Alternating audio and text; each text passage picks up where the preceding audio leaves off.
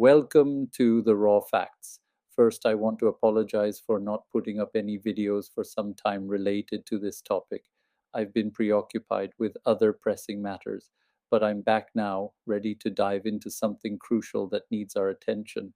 As you can imagine, making these videos is not just about sitting in front of a camera and talking. It involves a lot of research, watching numerous videos, analyzing content, and understanding the narratives that these so-called e-beggars are presenting. Today's video is a big one. I'm introducing our brand new channel for 2025 called Krisis Truth in the Philippines. You'll find the link in the description below, and I urge you to subscribe. All future content will be posted on this new channel, and with your help, we can grow it into a platform that truly makes a difference. Please encourage your friends, family, and anyone who might be interested in this topic to subscribe as well. Together, we can build a community that stands against these deceptive practices and sheds light on the truth. Now, let's talk about what this new channel is going to cover, particularly focusing on a troubling phenomenon that has been growing in the Philippines. It involves foreigners who come to the country, marry Filipino women, and then engage in what's known as e-begging. These individuals often arrive in the Philippines broke and destitute, and instead of finding legitimate means to support themselves, they turn to the internet, crafting stories designed to tug at the heartstrings of their viewers.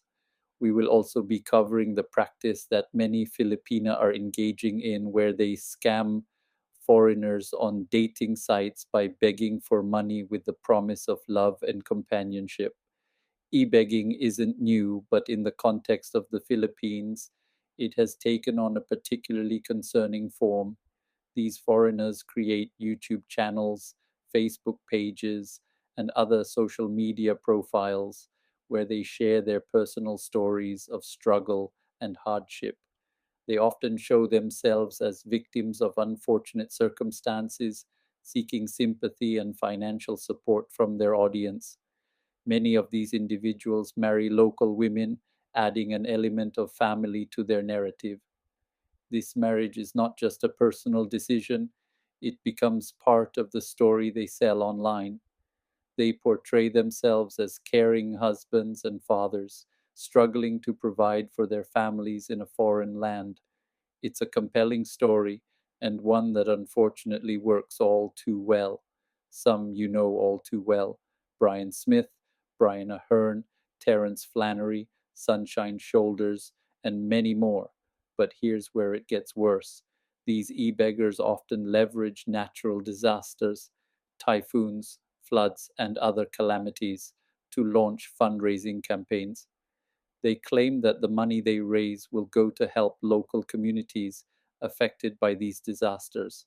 However, in many cases, the funds are never used for that purpose. Instead, they are pocketed by the e-beggars, used to fund their own lifestyles, which can include buying houses, vehicles, and living lavishly off the generosity of their viewers.